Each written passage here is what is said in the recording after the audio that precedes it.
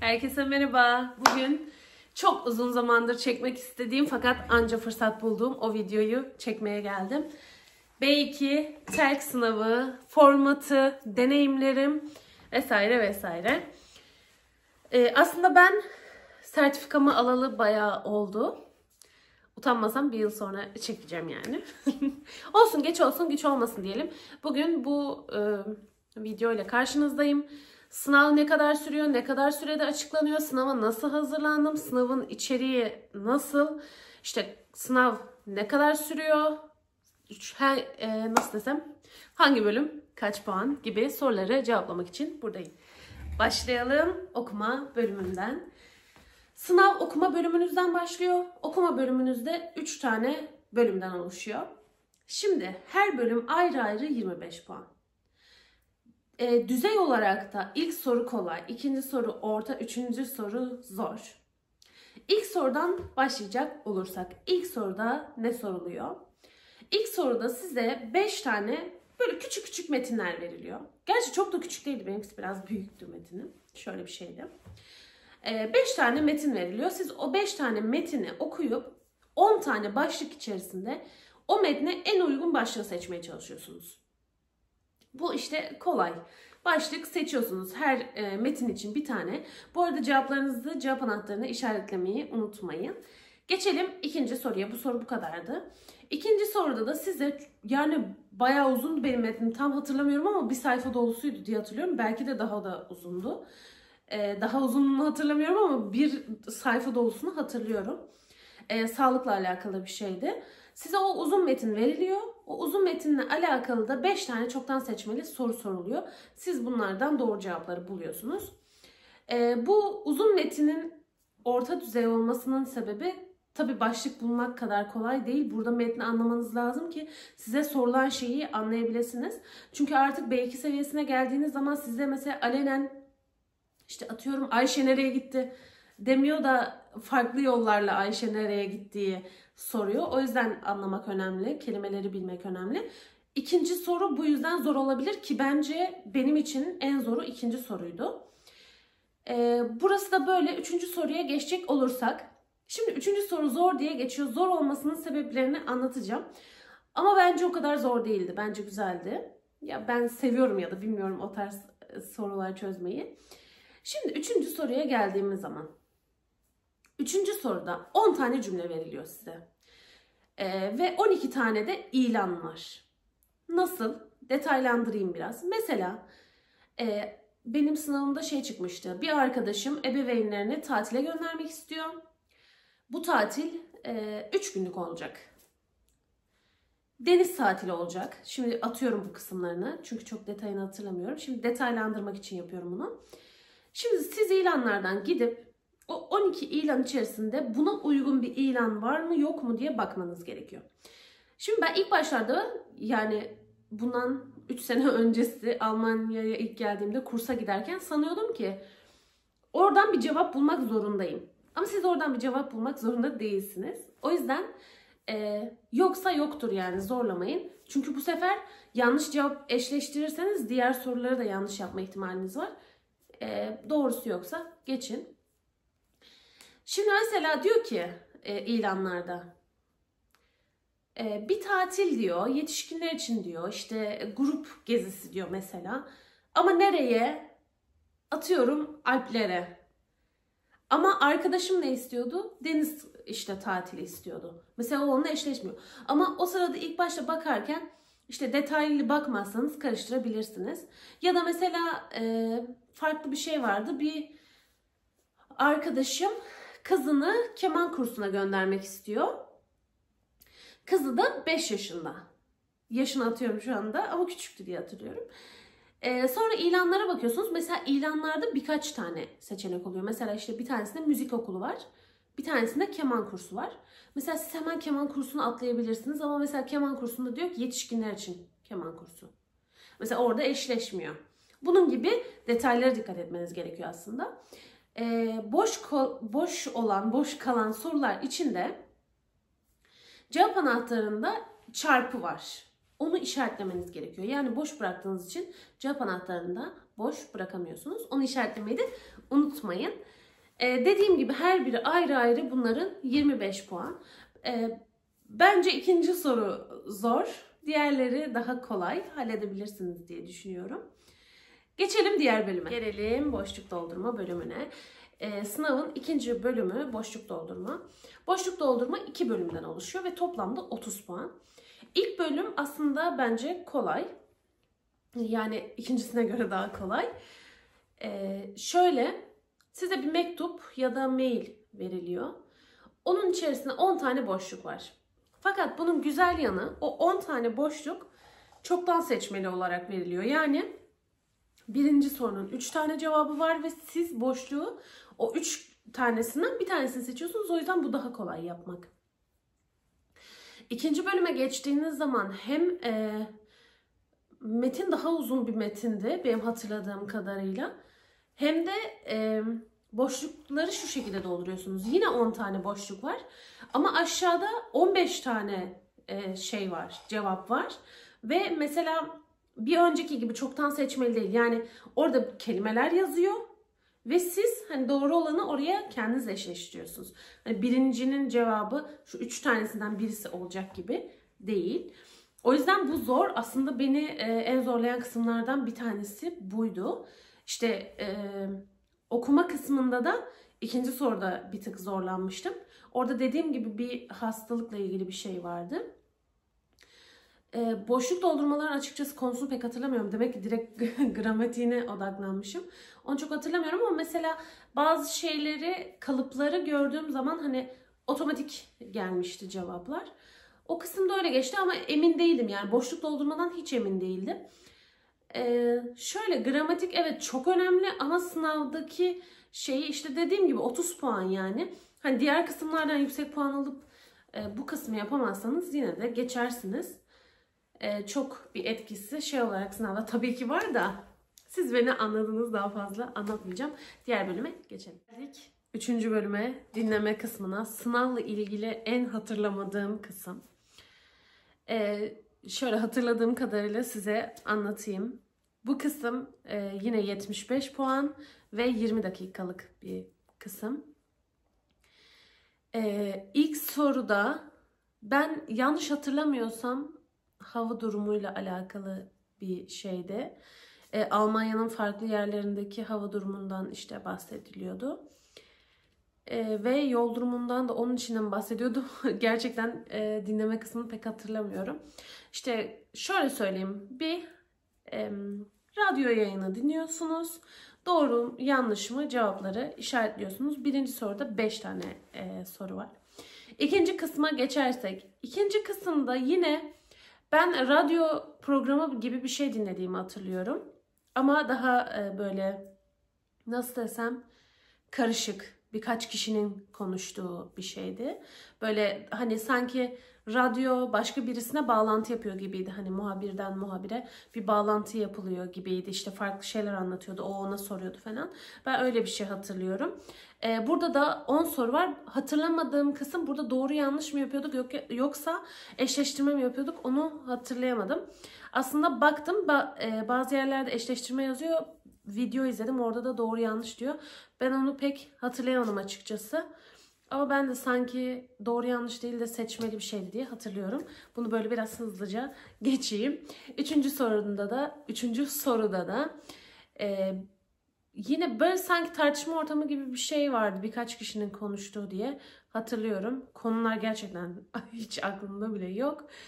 Böyle şey gibi bakmışım sanki hani hadi dinleyelim, yapalım ve geçelim. Gerçekten de öyle olmuş. Hiç aklımda kalmamış. Orada da 5 soru var. Orası çoktan seçmeli. Bu kısmı hemen geçmek istiyorum. Ve geldik sınavın yani yazılı sınavın son kısmına. Schreiben kısmına yani mektup yazma kısmına. Burası bilmiyorum bence en kolaylarından bir tanesiydi. Nasıl çalıştığımı daha sonra anlatacağım. O yüzden şu an onu anlatmayacağım.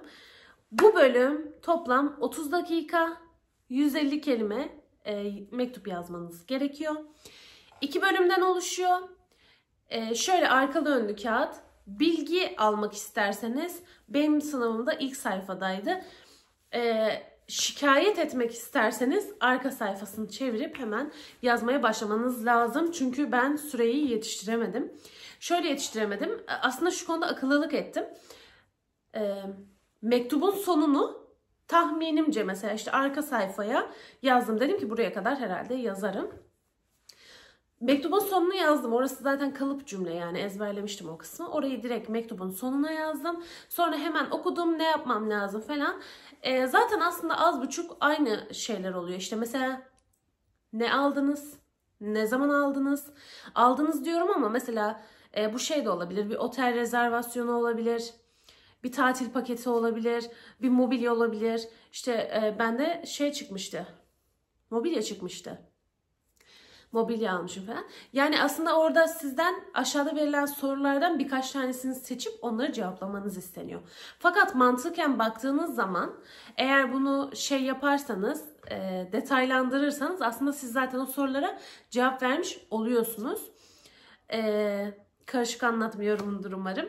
Şöyle başlayacak olursam. Mesela ben bir mobilyacıdan mobilya sipariş etmişim. Ve onunla alakalı şikayet yazısı yazacağım. Oraya yazmaya başladım. İşte ne hakkında şikayet ettiğimi, ne zaman oradan mobilya aldığımı, mobilyayı neden beğenmediğimi, işte bu bu beğenmemem sonucunda karşı taraftan ne beklediğim. Mesela işte ben onlara bu mobilyaları alıp tekrar yenisini göndermelerini, işte mobilyanın kırık çıktığını, renginin gördüğümden farklı olduğunu falan yazmıştım. İşte tam olarak şöyle bitiremedim derken aslında cümlelerimin hepsini bitirdim. 150 kelimeyi de bulmuştum diye hatırlıyorum, emin değilim şu anda.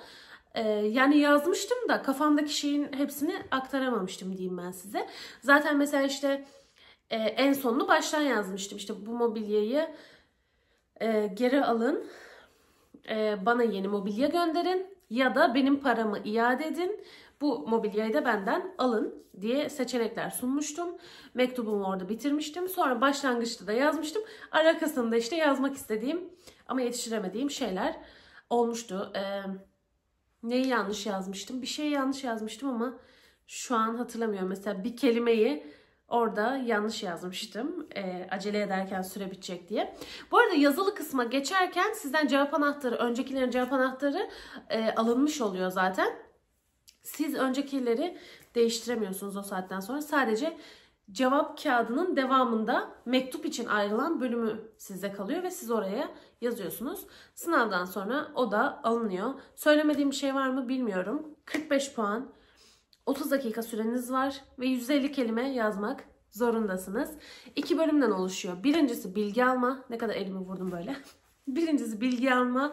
İkincisi şikayet etme. İstediğinizi seçip yazabiliyorsunuz. Benim için bu bölümün kolay olmasının sebebini burada biraz söylemiş olayım. Mesela ben şikayet, şimdi bunlar kesin yani ya bilgi çıkıyor ya şikayet çıkıyor. Ben şikayet yazacağıma karar verdiğim için ben bununla ilgili kalıpları ezberlemiştim. Ve direkt gittiğim zaman da onları o konuya göre uyarlamış oldum. Nasıl çalıştığımı anlatınca daha iyi anlayacaksınız. Gelelim sınavın son kısmına, yani sözlü kısmına. Dediğim gibi benim sınavım salı günü ise, yazılı sınavım salı günü ise sözlü sınavım da çarşamba günüydü. Çarşamba günü sınava gittik. Öncesinde bir sınıfta toplanıyorsunuz. Sınıf listeleri yine kapıda yazılı oluyor zaten. Şöyle ben girmeden önce videolar izledim. Orada diyor ki kursa ben bu kişiyle partner olmak istiyorum diyebiliyormuşsunuz. Fakat benim böyle bir durumum olmadığı için sormadım açıkçası. Ama çevremde duyduğum kadarıyla onu artık yapmıyorlarmış. Ya da şöyle olabilir, belki kurstan kursa değişiyor olabilir. Yani sınava girdiğiniz kursun kuralına göre belki değişiyor olabilir. Onu bilmiyorum. Ama bunu da böyle söylemiş olayım. Belki böyle bir ihtimal vardır. Yani mesela benim arkadaşım böyle girdi. Ama Türkiye'de girdi. Burada nasıl bilmiyorum. Bir de şöyle bir şey var. Ben başka birisinin videosunu yine izlerken Sınava 3 kişi girmenin avantaj olduğunu, mümkünse 3 kişi girmek istediğinizi söyleyebilirsiniz diyordu. Ya fakat şöyle bir şey var. Mesela 12 kişiydik biz sınavda. 12 kişi, biz 3 kişi girmek istesek bu sefer diğerleri de 3 kişi girmiş olacak falan. O yüzden şöyle bir şey söylemedim zaten. Yaparlar mıydı? Onu da açıkçası bilmiyorum. Sonra neyse sınavda bekliyorsunuz ve o sırada muhabbet edebiliyorsunuz. Daha sonrasında sizi gelip, bu da mesela demişlerdi ki mesela izlediğim videolarda sırayla çağırıyorlar demişlerdi işte. Fakat bizde karışık çağırdı, sıraya göre çağırmadı. Ya mesela onların demesine göre 1 ile 2 beraber gidiyor, 3, 4 beraber gidiyor hani. O yüzden sen kimle gireceğini sınava anlıyorsun ve onunla konuşabilirsin diyorlardı videolarda. Ya olan yerler de olabilir ama bende öyle olmadı, bizde karışık çağırdılar. Mesela 2 kişi alıyorlar, sizi farklı bir odaya hazırlanmanız için alıyorlar. Kalan kişiler sınıfta muhabbet edebiliyor. Biz mesela muhabbet etmiştik. Çok da güzeldir. Yani böyle rahatlatıcı bir ortam oluyor aslında o muhabbet ortamı oluştuğu zaman. Çünkü sınava kadar bayağı bekliyorsunuz. Sınav 20 dakika. 20 dakika değil aslında, şöyle. Hazırlanma süreciniz 20 dakika. Bir 15 dakikada konuşma süreciniz sürüyor. Yani aslında toplam 35 dakika 2 kişinin şeyi. Fakat işte 2 kişi konuşmaya geçince direkt yenilerini alıyorlar falan. Hep öyle devam ediyor. Ama yine de bayağı orada bekliyorsunuz. Bu süreçte tabii sınıfa girdiğinizde sınav başladığı andan itibaren telefonlarınız, çantalarınız toplanıyor. Yani boş boş sınıfta oturuyorsunuz aslında. O yüzden muhabbet etmek iyi oluyor. Bence öyle bir ortam kurulmazsa da siz kurabilirsiniz. Daha sonrasında sıra gelince sizi dediğim gibi farklı bir odaya alıyorlar. O farklı odada size boş bir kağıt ve kalem veriliyor. Siz o kağıt ve kaleme, bir elinizde de size sınavda sorulacak konular yazıyor. Oradan kendinize notlar çıkartıyorsunuz konuşma yaparken, kolaylık olsun diye. İşte ne konuşacağınızı okuyorsunuz, öğreniyorsunuz. Daha sonrasında yapıyorsunuz. Notlar alıyorsunuz. O kısım 20 dakika sürüyor, hazırlık süreci. Daha sonrasında da sizi direkt zaten konuşacağınız sınıfa alıyorlar. 2 tane gözetmenin önünde konuşuyorsunuz partnerinizle. O gözetmenler pek karışmıyor ama işte az konuşursanız biraz daha devam etmenizi söylüyor. Ya da işte stres yaparsanız sizi sakinleştirmeye çalışıyor gibi. Aslında bu onun vazifesi değil şey olarak hani, ama yine de yapıyorlar. Hani heyecanlandığınız zaman tam sıkıntı yok sen devam et gibisinden yapıyorlar. Bölümleri söyleyecek olursam. Şimdi aslında sözlü sınav 4 bölümden oluşuyor. Fakat bir tanesinden puan almıyorsunuz. 3 tanesinden puan alıyorsunuz. 25'er puandan 75 puan. İlk kısım kendinizi tanıtıyorsunuz. Bu kısım zaten çok kolay. Kendinizi her türlü tanıtırsınız. Çok da detaylı bir şey beklemiyorlar zaten. Burada önemli olan şey aslında konuşma kısmında B2 bölümüne ait, B2 kuruna ait kelimeler kullanıyor olmanız. B2'ye ait gramatik şeyleri kullanıyor olmanız. Kısacası işte B2'ye yönelik konuşmanız. Yoksa siz kendinizi çok iyi ifade edin ama A1 ya da A2 seviyesinde ifade ediyorsanız aldığınız puan da ona göre oluyor. Buna dikkat edin. Yani daha çok B2'ye yönelik kelimeleri kullanmaya dikkat edin. Daha sonrasında bu bölümden dediğim gibi puan almıyorsunuz. İkinci bölüm bir kişiyi ya da bir geziyi ya da bir deneyim, bir kitap. 7 tane başlık var. Buna Telkin sayfasından bakabilirsiniz. 7 başlıktan bir tanesini seçiyorsunuz. Evde hazırlık yapıyorsunuz. Ve bunu orada anlatıyorsunuz. Bence bu da çok kolay. Ben buradan neredeyse tam puan almıştım. Zaten herkes de öyle alıyordur yani. Ben bunu kendim yapmak için söylemedim. Çünkü ezberleyip gidiyorsunuz. O yüzden de bu da yani cepte görebiliriz bunu. 25 puan. Zaten 45 puan alırsanız geçiyorsunuz bu bölümü. O yüzden bu güzel bir şey. Dediğim gibi o 7 başlıktan bir tanesini seçip evde hazırlanıp geliyorsunuz. Orada anlatıyorsunuz. Sizin konuşmanız bitince partneriniz size 2 soru soruyor konuşmanızla alakalı. Daha sonrasında da o anlatıyor. Siz ona 2 tane soru soruyorsunuz. 3. bölüme geçersek. 3. bölüm ve 4. bölüm işte o hazırlanma sürecinde hazırlandığınız kısım. Aslında ikisi için ayrı ayrı 10 dakikanız var. İlk kısım yani 3. bölümde tartışma oluyor. İşte mesela elektrikli arabalarla alakalı bir tartışma. İşte elektrikli arabaların iyi yönleri nelerdir, kötü yönleri nelerdir gibi. Onun dışında mesela okullarda üniforma olmalı mı, olmamalı mı gibi tartışma yapıyorsunuz. İşte kendi fikirlerinizi söylüyorsunuz. Kendi deneyimlerinizi anlatıyorsunuz. İşte mesela benim ülkemde böyledir falan, bunları paylaşıyorsunuz. Bu kısımda böyle geçiyor. Zaten sizi gözetmenler yönetiyor. Yani tamam artık hani bir sonrakine geçelim diye. 4. bölüme geçince 4. bölümde ya beraber bir plan yapıyorsunuz, program yapıyorsunuz ya da bir sorun çözüyorsunuz. Şöyle genelde benim anladığım kadarıyla program yapma, plan yapma oluyor. Gerçi bunun içinde çözüm üretmede yer alıyor çoğunlukla. İşte mesela hasta çocuklara ziyarete gideceksiniz ve bununla ilgili plan yapacaksınız. İşte oyuncak alalım, kitap okuyalım, onları parka götürelim gibi konuşmalar geçiyor. Onun dışında başka mesela bir arkadaşınız başka bir şehire taşınacak, hiç vakti yok. Ona yardım etmeniz gerekiyor. Neler yapabilirsiniz gibi. Aslında bence bu bölüm kolay. Bu konuşmanın zor kısmı 3. bölüm. Ben mesela orada çok stres olmuştum. O bölüm zor ama diğer bölümler ona nazaran daha kolay diyebiliriz. Bu bölümde böyle. Anlatmadığım bir şey var mı bilmiyorum. Toplamda dediğim gibi 75 puan, 15 dakika sürüyor. Buradan işte 45 puan alırsanız geçiyorsunuz. Yani aslında ikinci kısmı yapamasanız bile diğer 2 kısmı yaparsanız buradan geçebilirsiniz. Gelelim sıradaki sorumuza. Sınav kaç dakika sürüyor? İlk bölüm 145 dakika, yani 2 saat 25 dakika. İkinci bölüm, yani ilk bölüm dediğim kısım full yazılı olan kısım. Sadece hani yazma değil de boşluk doldurma, okuma, dinleme ve mektup kısmı 145 dakika, yani 2 saat 25 dakika. Sadece konuşma olan kısımsa normalde sınavınız 35 dakika sürse de daha çok vaktinizi alıyor. Çünkü diğer insanları bekliyorsunuz. Yani yalan olmasın, belki 2-3 saatiniz alır ama sınavın toplam süresi 20 dakika ön hazırlık, 15 dakikada konuşma kısmı, yani 35 dakika. Sınav ne kadar sürede açıklanıyor? Evet, geldik o kısma. Sınav tam 2 ayda açıklanıyor arkadaşlar. Gerçekten çok uzun bir süreç. Ve tam böyle 2 ayda olduğunda yani açıklıyorlar sınavı. 2 soruyu birleştirmiş olayım. Sınavın açıklandığını nasıl öğreniyorsunuz? Aslında size sınava kaydolduğunuz zaman bir kağıt veriliyor. O kağıdın üstünde de QR kod var. O QR kodu okutarak aslında sonucunuzu görebiliyor olmanız lazım. Fakat ben sonucumu o şekilde göremedim. Bana mail geldi, sonucunuzu alabilirsiniz diye. Ben gittim.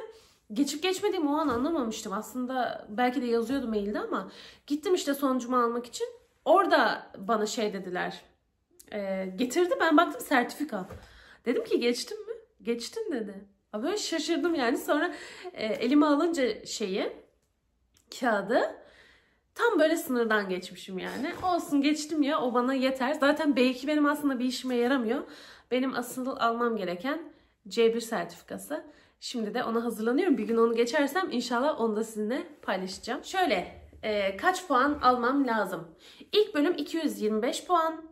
135 puan almanız yeterli. İkinci bölüm 75 puan, 45 puan almanız yeterli. Yani toplamda 180 puan etti sanırım, almanız yeterli. Şu an bir değişiklik olduysa bilmiyorum. En son benim girdiğim şey buydu. Tabii aradan uzun zaman geçince değişiklikler olmuş olabilir. Sınav ücreti ne kadar? Sınav ücreti gerçekten bence çok yüksek. Sanırım insanlar sürekli girmesin diye yapıyorlar, bilmiyorum, ya da bilmiyorum. Gerçekten hiçbir fikrim yok yani. Sınav ücreti 175 euro arkadaşlar. İkisi beraber. Ayrı ayrı da oluyormuş sanırım ama ayrı ayrı fiyatlarını bilmiyorum. Son olarak gelelim ben sınava nasıl hazırlandım. Benim gibi hiperaktif bir insanın bu sandalyeye oturması şu an çok yanlış oldu. Sürekli hareket ediyorum. Zaten ellerim durmuyor. Umarım dikkatinizi dağıtmam. Dağıtırsam da çabuk bana odaklanın arkadaşlar. Ben bu sınava nasıl hazırlandım? Şöyle, ben buraya geleli şu an 3. yılımdayım. Yani 2. yılım yeni bitti. İlk buraya geldiğim zaman ben buraya dil vizesiyle geldim, öğrenci vizesiyle geldim. 10 ay bir kursa gittim. O 10 ay boyunca aslında benim C1'i tamamlamam gerekiyordu. Maalesef tamamlayamadım. Olsun, sağlık olsun. Canım sağ olsun. B2'ye kadar gittim. Ama B2 kursunu orada almadım. Daha sonrasında bir senelik bir ara verdim. Bir toparlanma süreci oldu benim için. Çok da iyi oldu. O süreçte de kendi kendime çalışmaya başladım. Şöyle, bununla ilgili birçok video izledim. Zaten YouTube'da birçok insan var gerçekten Almanca öğretmeye çalışan. Sağ olsunlar. Gerçekten çok güzel öğretenler var içlerinde. Ve sınavla alakalı bilgi veren de bir sürü kanal var. Ya da sınava yönelik, sadece sınava yönelik çalıştıran kanallar var. Ben onları takip ettim. Şimdi bana eşim sürekli diyor ki sınava yönelik çalış, sınava yönelik çalış. Ben böyle şeyi ne demek istediğini aslında tam olarak anlayamamışım. Orada bir kopukluk yaşamışız. Ben Almancayı tam olarak oturtturmaya çalışıyordum. Eşim de bana diyordu ki sınava yönelik çalış, daha sonrasında zaten oturur.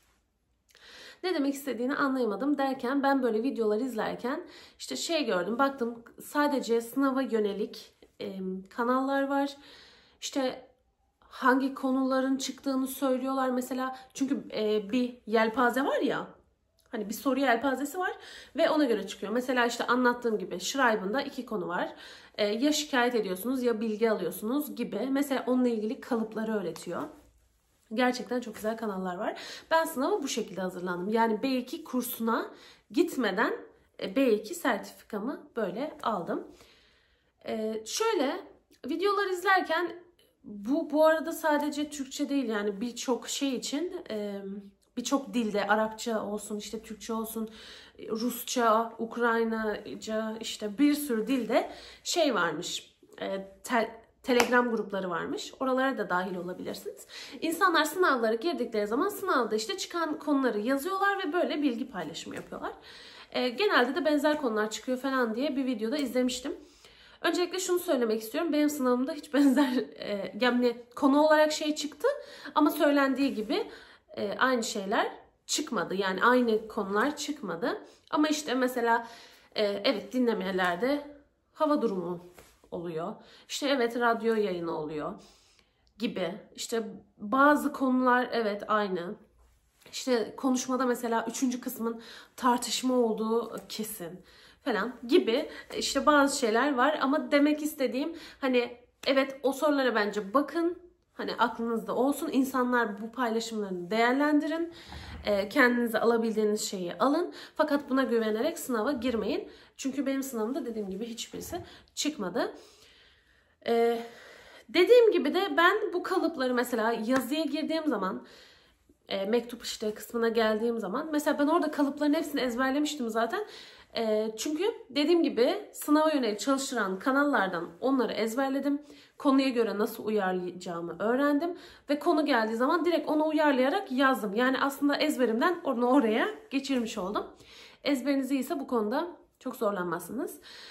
Aynı şekilde konuşma için de öyle. Zaten ilkinde kendinizi tanıtıyorsunuz, ondan puan almıyorsunuz. İkincisinde evde çalışıyorsunuz, bunu ezberliyorsunuz. Zaten evde çalışırken onu hani bir yazdırın yani internetten ve ezberleyin. Bu kadar şey.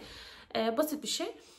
Diğer 3 ve 4. bölüme gelecek olursak onunla ilgili de kalıplar var. O kalıpları ezberledim. O kalıpları kullanarak bir şekilde devam ettirdim. Yani karşımdakini anlamadığım yerler oldu falan. Hatta çok stres yaptığım yerler oldu. Dedim ki kesin geçemeyeceğim. Ama yine de kalıplarla bir şekilde devam etmeye çalıştım. Demek ki işe yaramış ki onda da geçmişim. Okuma ve işte diğer kalan kısımlar biraz işte artık size kalıyor. Bence okuma kısmı ikincisi hariç o kadar zor değil. Dinleme belki biraz zorlayabilir sizi. İşte bunun için de çok dinleme yapmak lazım. Dinlemeyi geliştirmek için. Yani boşluk doldurmalar şöyle, kalıplar aslında gözümün önüne geldiği kadarıyla yapabildim. Ondan böyle çok emin olarak yapmadım onu. İşte bazı kalıplar vardı. Mesela işte sich kümerin falan. İşte mesela yok orada. Onu oraya görünce onu koydum gibi. Böyle aklıma geldi. Çalışmalarım bu şekilde ilerledi. Yani ağırlıklı olarak aslında özetleyecek olursam YouTube'da bu işle ilgili videolar çeken insanları izledim. Sadece sınava yönelik çalıştıran insanları izledim. Bu şekilde sınava girdim. Yani şu an ne kadar iyiyim orası belki tartışılır. Ama dil konuştukça öğrenilen bir şey.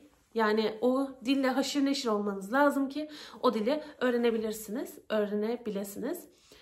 Ben mesela sınava girmeden önce birisini izlemiştim. O bununla ilgili şeyden bahsediyordu, işte Telegram gruplarından bahsediyordu. Sınava oradan hazırlandığını, sınavı geçtikten sonra Almancasını zaten ilerletebileceğini, hani zamanımız çünkü dar oluyor ya, bizim öğrenci vizesiyle geldiğimiz için bize toplamda 2 senelik bir süre veriliyor. O 2 sene içerisinde de bizden istenilen belgeyi vermemiz gerekiyor. O yüzden işte zamanımız dar olduğu için şey demişti, hani biz belgeyi alalım, daha sonrasında da zaten geliştirmekte zorundayız demişti. Ona bu noktada katılıyorum. Eşimin de o zaman ne demek istediğini daha iyi anlamış oldum. Teşekkür ederim eşime de buradan. Böyle özetlemiş olayım, ne kadar çok uzattım. Evet, belki biraz uzattım. Umarım sıkılmamışsınızdır. Umarım yeteri kadar açıklayabilmişimdir. Yeteri kadar faydalı olabilmişimdir. İnşallah unuttuğum bir şey yoktur. Unuttuysam yazın, sorun, hatırlatın. Mutlaka cevap veririm. İzlediğiniz için teşekkür ederim. Kendinize iyi bakın. Hoşça kalın. Sınava girecekseniz de şimdiden başarılar diliyorum. Kendinize iyi bakın.